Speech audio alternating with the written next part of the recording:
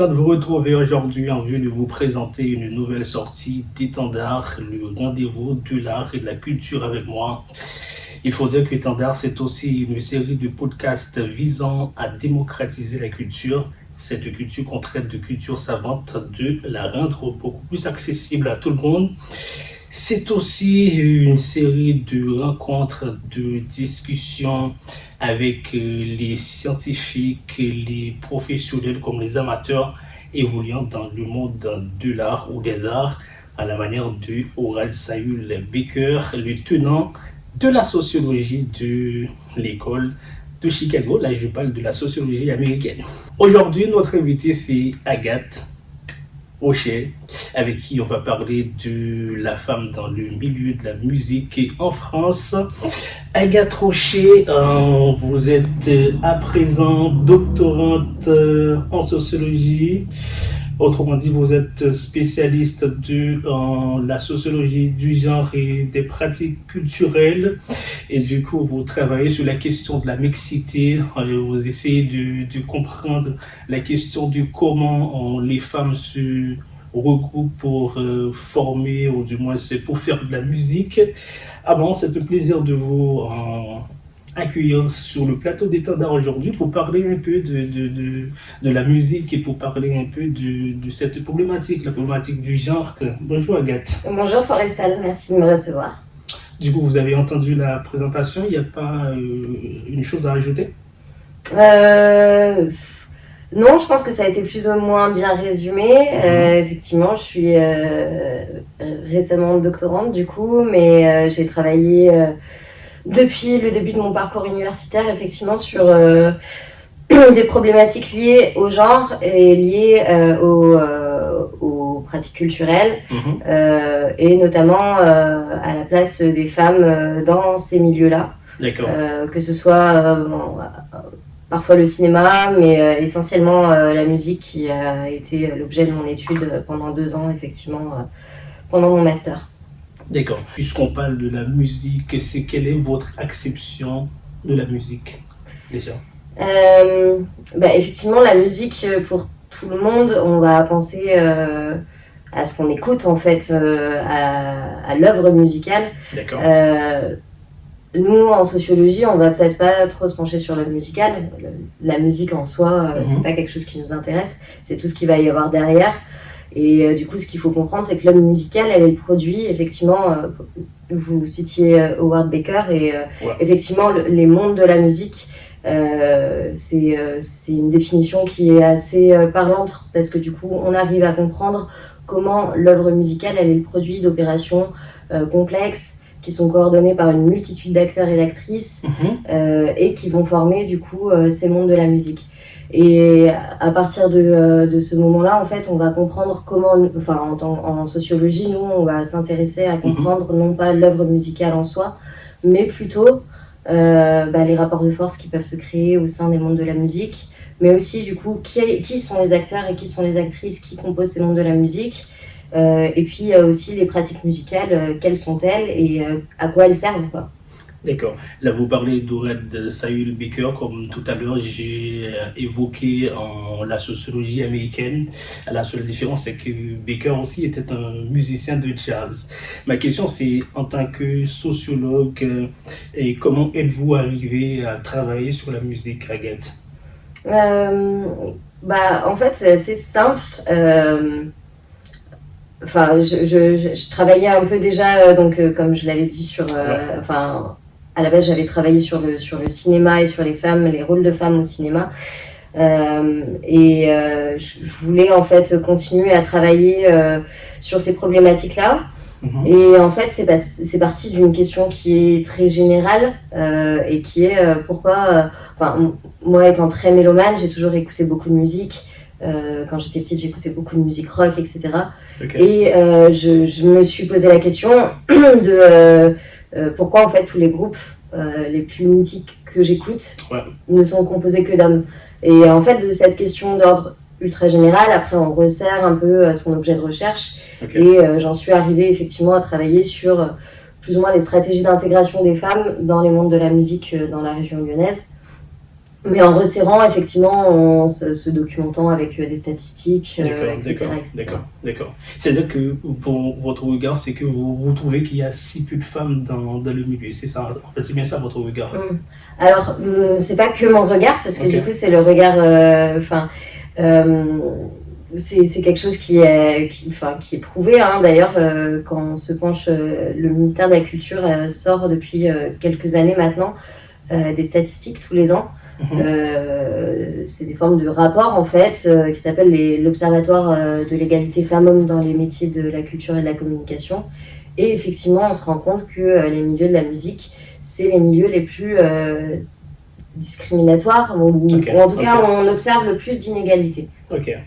En fait, selon vous, qu'est-ce qui explique qu'il y ait si peu de femmes dans les milieux de la musique en France? Alors, puisqu'on va rester en France, et c'est vrai, ça existe dans tout le pays du monde, qu'ils soient en Haïti, au Canada, c'est pareil. Mais là, on veut contextualiser voilà, dans la question. Alors, c'est dû à un phénomène de ségrégation qui est double. On va observer d'abord une ségrégation verticale, c'est-à-dire que ça fait référence vraiment à la problématique du plafond de verre. Donc plus on va grimper les échelons de la hiérarchie sociale, moins on va trouver de femmes. Par exemple, elles sont très peu directrices d'établissements culturels. D'accord. Et puis on va avoir une autre ségrégation qui, elle, va être horizontale. Et là, ça va faire référence plutôt à la division sexuée du travail. Et donc, autant on va retrouver beaucoup d'hommes dans plein de métiers différents. Donc, les métiers de la technique, l'interprétation, la composition. Et puis, comme je le disais aussi, au sein des établissements culturels, ils vont être programmateurs, ils vont être directeurs, etc. etc. Ouais. Les femmes vont avoir un panel de tâches beaucoup moins élargi. Du coup, dans la musique, par exemple, elles vont être souvent interprètes. Elles vont souvent s'occuper de la médiation culturelle ou alors dans l'enseignement. Mais par contre, on va retrouver très très peu de femmes techniciennes, on va trouver très très peu de femmes musiciennes, très très peu de femmes compositrices, etc. etc. En fait, c'est de là votre problématique. C'est ça. C'est ça, exactement. Mais là, on va parler de l'émergence des femmes dans les milieux. Du coup, ça a commencé quand? Alors, je pense qu'on peut... la musique, elle a toujours été pratiquée par les femmes depuis toujours, en fait. Ce qui reste relativement récent, c'est leur accès à la professionnalisation, par contre, dans les milieux de la musique, qui là reste relativement récent. Je pense qu'on peut le dater au XXe siècle, même si on retrouve des traces de compositrices classiques, par exemple, qui datent avant le XXe siècle. D'accord. Mais par contre, effectivement...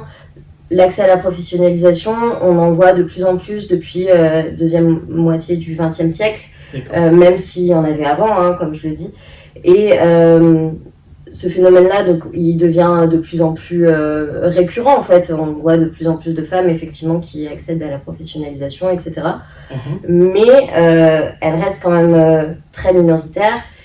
Par contre, ce qu'on peut aussi observer, c'est qu'il y a effectivement l'émergence des femmes dans les mondes de la musique. Il y a aussi l'émergence du problème social qu'est du coup les inégalités dans les mondes de la musique. Et ça, c'est très très récent, effectivement. Ça date, majoritairement, ça date de l'ère MeToo, en fait. D'accord. Parce que tout à l'heure, vous avez parlé des groupes mythiques qui sont tout à fait des groupes masculins, mais est-ce que ça ne veut dire qu'il n'y a jamais eu des groupes mythiques qui sont composés uniquement de femmes en France? Si, bien sûr, on a des musiciennes ou en tout cas des artistes féminines qui ont effectivement marqué la musique en France. Je pense à France Gall, par exemple. Je ne veux pas parler d'une manière individuelle. Et c'est le groupe d'abord. Comme il y a, par exemple, je vais prendre un exemple plus ou moins banal pour la compréhension de tous. Et il y a Section d'Assaut vers les années 2000, qui a fait toute une explosion dans le monde, surtout avec son album Apogée. Est-ce qu'il y a eu jamais un tel phénomène avec soit un groupe de femmes en France? Avec un groupe uniquement féminin. Ouais, uniquement féminin.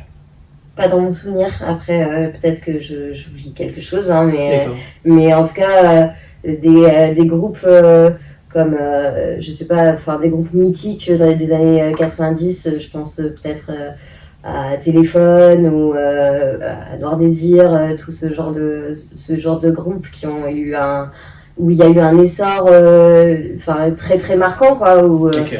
je vois pas un équivalent féminin en tout cas. D'accord. Pas dans mon souvenir. Mais individuellement, il y a des femmes qui, en fait, qui émergent, des grandes stars, voilà, de la musique, que ce soit, bon, normalement, c'est pas la France, il y a des femmes qu'on peut citer dans le monde, c'est Céline Dion, par exemple. Voilà. Il y a d'autres femmes. Oui, bien sûr, il y a d'autres femmes, mais alors après, c'est toujours la même problématique. On voit bien avec la mort récente de Jane Birkin, par exemple. Ouais. Mais c'est des phénomènes qui s'observent de façon très récurrente. Ça a fait exactement la même chose avec France Gall quand elle est décédée il y a quelques années. C'est-à-dire que c'est des artistes à part entière, mais on va toujours associer ces artistes-là à des hommes. Par exemple, Jane Birkin, il n'y a pas une seule oraison funèbre qui a été publiée sans parler de Serge Gainsbourg, alors que Serge Gainsbourg est mort dans les années 90, que ça faisait déjà 10 ans qu'ils étaient plus ensemble à cette époque-là, et que Jane Birkin a été une artiste avec un panel. Elle n'a pas seulement été musicienne, mais elle a aussi été scénariste, elle a aussi été actrice, chanteuse, tout ça, voilà. Et donc on l'associe obligatoirement à son ex-conjoint, alors que elle a eu une vie bien plus riche que seulement être la conjointe de Serge Gainsbourg. D'accord, je comprends. Mais là, lorsqu'on parle d'elle, on parle de la plus belle voix américaine des Françaises. C'est ça. Évidemment. Anglaise. Oui, anglaise, oui, la plus belle voix anglaise des Françaises. Maintenant, on va parler de la question de la mixité. Pour vous poser cette question, c'est comment les femmes se regroupent pour former de la musique en France. Pour former ou pour faire de la musique, c'est la même chose. Alors effectivement, ça c'est un phénomène qui est assez récent aussi, parce que qui dit très peu de femmes dans les milieux de la musique, qui dit que à partir du moment où il y en a une, elle va essayer de conserver sa place à tout prix, et du coup il va se former une forme de rivalité féminine, un petit syndrome de la Schtroumpfette comme ils appellent ça, où du coup on va essayer de conserver sa place et d'écraser les autres femmes qui sont autour. Et depuis effectivement le mouvement MeToo, et puis le mouvement MusicToo qui est arrivé quelques années après, on observe que effectivement les femmes elles trouvent d'autres stratégies d'intégration. Donc avant c'était plutôt de prendre des codes qui sont masculins pour essayer de se préserver, mais aussi des stratégies de résistance et d'intégration en fait, qui aujourd'hui sont en train de basculer vers d'autres stratégies qui vont plus porter elles sur le regroupement en non-mixité. Et en fait, à partir du moment donc de cette époque de MusicToo et de MeToo, les femmes commencent à prendre contact en fait entre elles. Vous parlez de MusicToo et de MeToo. Oui. Qu'est-ce que ça veut dire? C'est les mouvements qui ont fait suite d'abord aux accusations qui ont été portées contre Harvey Weinstein en 2017 dans les milieux du cinéma, qui ont ensuite créé un phénomène d'ampleur mondiale sur Twitter notamment, mais sur les réseaux sociaux en général, et qui visait à dénoncer les comportements sexistes, les agressions sexuelles, etc. Donc c'est parti d'abord des mondes du cinéma, et ça s'est répandu après à plus ou moins tous les mondes de la culture. Donc on a observé effectivement une vague MusicToo où des musiciennes, des artistes, des professionnels de la musique dénonçaient justement ces comportements-là, que ça pouvait être avec des managers, avec des programmateurs, avec des bookers, des tourneurs, etc. Et donc, depuis ce phénomène-là, on observe qu'effectivement, en tout cas dans la région lyonnaise, mais c'est quelque chose qui s'observe aussi à Saint-Étienne et à Paris, donc je pense que c'est un phénomène plutôt national, des femmes qui du coup prennent contact entre elles, se racontent leurs expériences, se rendent compte que effectivement, les expériences qu'elles ont vécues de discrimination, en fait, elles ne sont pas toutes seules à les avoir vécues, mais c'est quelque chose qui est finalement systémique. Et dans ce cas-là, elles arrivent du coup en prenant contact et en échangeant entre elles à former de nouveaux réseaux en fait qui viennent contrer l'entre-soi masculin, parce que ce qu'on observe aussi dans les mondes de la musique, c'est étant donné qu'il y a énormément d'hommes, et ben les tuyaux de boulot, de réseau, etc. Ça tourne uniquement entre hommes en fait. Donc quand une place va se libérer au sein d'un institut musical par exemple, et ben on va penser à son vieux pote et du coup les femmes vont être exclues de fait. Et donc pour contrer cette homosocialité, les femmes se regroupent entre elles et se refilent les tuyaux aussi. Et puis c'est une manière aussi d'échanger les compétences et donc d'arriver à autonomiser un petit peu leur pratique. C'est-à-dire qu'il y a des femmes qui vont être plus fortes sur les réseaux sociaux et du coup elles vont refiler ces tuyaux-là, elles vont aider l'autre femme qui par exemple n'est pas très forte sur les réseaux sociaux mais qui elle a des bases en comptabilité. Parce qu'il ne faut pas oublier que la musique, c'est pas seulement de l'art, c'est aussi tout ce qui va autour et c'est comment gérer sa com, comment gérer son auto-entreprise, etc. Donc c'est très compliqué aussi.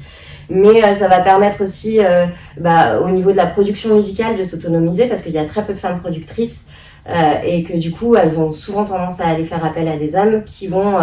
il y a aussi beaucoup de mansplaining dans ce processus du coup où l'homme va plutôt avoir tendance à dire non mais t'inquiète tu sais pas faire mais c'est pas grave je gère. Du coup c'est toujours le chat qui se mord un peu la queue parce que vu qu'elle n'apprend pas avec son producteur et du coup elle apprend pas à le faire et elle a toujours besoin du coup de revenir vers les hommes pour pouvoir faire faire de l'art. D'accord. Voilà, donc voilà un petit peu le constat, c'est qu'il y a de nouveaux réseaux qui se créent effectivement et qui permettent aux femmes de s'autonomiser et aussi de se visibiliser finalement, donc de pallier un petit peu ces inégalités-là. Du coup, ça évolue un peu. Ça évolue un peu, mais alors ça évolue majoritairement parce que ce sont... les femmes qui prennent le taureau par les cornes. Et non pas parce que, alors effectivement il y a des choses qui se créent aussi au sein des institutions culturelles, par exemple le CNM a mis en place des subventions spéciales pour les structures culturelles qui mettent en avant les femmes, etc. Donc ça change un peu à ce niveau-là. Mais le vrai changement, c'est les actrices, vraiment. D'accord. Et si je comprends bien, c'est-à-dire que la question de stigmatisation, de discrimination, ça continue toujours. Ah oui, bien sûr, oui. On voit encore... il y a encore des affaires qui continuent d'éclater. Très récemment, je pense notamment à Rammstein... où il y a une affaire qui est sortie en disant qu'il rameutait des adolescentes dans le public et qu'il les filmait contre leur gré, etc. Donc les histoires d'agression sexuelle, elles sont toujours présentes. À partir du moment où on a une surdomination, j'ai envie de dire que c'est dans tous les milieux. En politique, ça continue aussi. Voilà, c'est pas uniquement la musique. Mais effectivement, on voit des changements.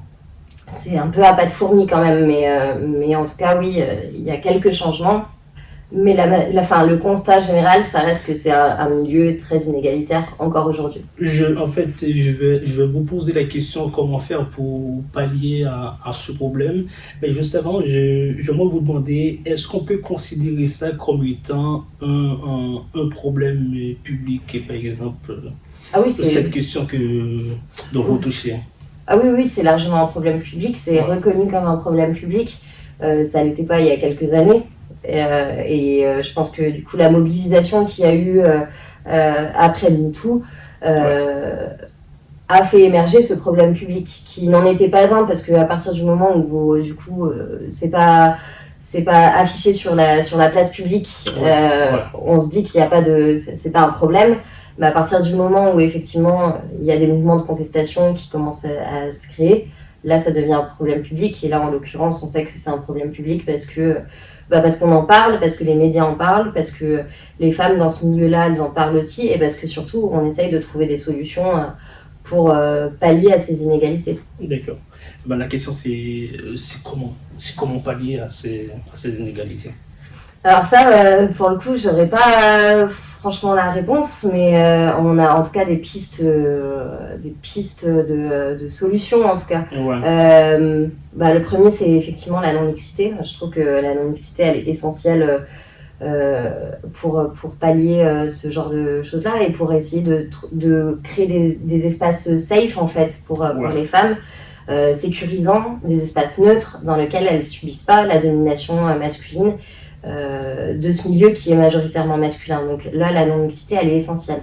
C'est pas forcément une fin en soi, par contre, mais en tout cas, c'est une forme de... je trouve plus le mot que je voulais employer, mais c'est une forme de tremplin, en fait, pour ensuite arriver à une situation plus égalitaire et se sentir plus à l'aise dans des situations de mixité. D'accord. Et puis, je pense qu'une autre des solutions, c'est la discrimination positive, en fait, c'est les quotas. C'est-à-dire que dans les établissements culturels, par exemple, aujourd'hui, il faut qu'on ait 50-50. Et tant qu'on n'aura pas 50-50 et qu'on n'aura pas 50% de directrices d'établissements culturels pour 50 directeurs, et ben à un moment, en fait, les situations d'inégalité, à partir du moment où on a très peu de femmes dans les postes à responsabilité, la question des discriminations, elle n'est pas forcément traitée. Ouais. Donc là, pour le coup, les quotas, et dans les programmations, c'est exactement pareil. On a très très peu de femmes programmatrices. Ouais. Et à partir du moment où on n'a pas de femmes programmatrices, et ben, les femmes vont être moins programmées. Donc là, je pense que la question des quotas, en tout cas, elle est essentielle aussi. Et aux États-Unis, c'est ce qui se passe. Et ça permet quand même de pallier des solutions, à des situations d'inégalité. Et parler de discrimination positive, n'est-ce pas une façon aussi de créer d'autres discriminations, par exemple? Puis je me demande, est-ce qu'une discrimination peut être positive? Non, parce que du coup, elle part d'une situation où on a un phénomène de discrimination de base, en fait. Donc, bien sûr. Donc ça peut pas être vraiment positif, parce que on sait que du coup, ça fait référence à une situation d'inégalité, donc c'est jamais positif. Bien sûr, mais c'est ça. après, effectivement, on l'appelle discrimination positive. Moi, je suis pas forcément pour ce terme-là. Effectivement, les quotas, je trouve ça vachement plus parlant. Après, c'est kiff-kiff. Hein. En vrai, on sait que les quotas, ça veut dire discrimination positive. Oui, c'est bien ça. Mais alors, c'est pas positif en l'état actuel. Il faut juste voir ça peut-être plus comme quelque chose qui va amener du positif, c'est-à-dire des situations plus égalitaires. Bien sûr, c'est comme on fait dans le milieu de la politique. Voilà, on fait des quotas. Oui, voilà. Ça rejoint un peu les femmes à participer aux élections. C'est ça rejoint un peu la question de la parité. Même si la parité, ça pose aussi beaucoup de questions dans les mouvements féministes, etc. Mais en tout cas... en l'occurrence, c'est un palier, voilà. Ouais. Il faut se dire que c'est pas une situation qui va rester comme ça. C'est juste un palier pour aller vers des situations plus égalitaires, que ce soit la non-mixité ou que ce soit la question des quotas.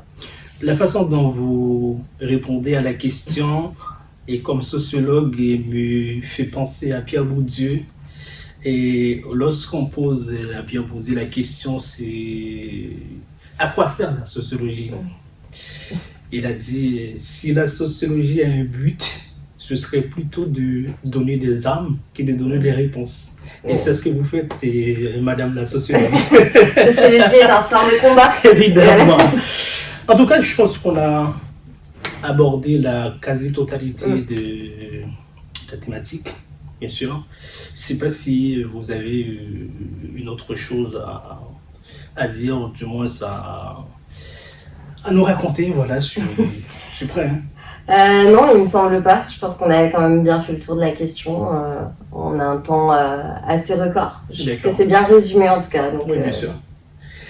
Merci beaucoup. Agathe. Merci à vous. Alors, on se dit à la prochaine. À la prochaine, avec plaisir. Merci. Notre invité, c'était Agathe Rocher, spécialiste de la question du genre et des pratiques culturelles. Quant à moi, je vous donne rendez-vous pour la semaine prochaine.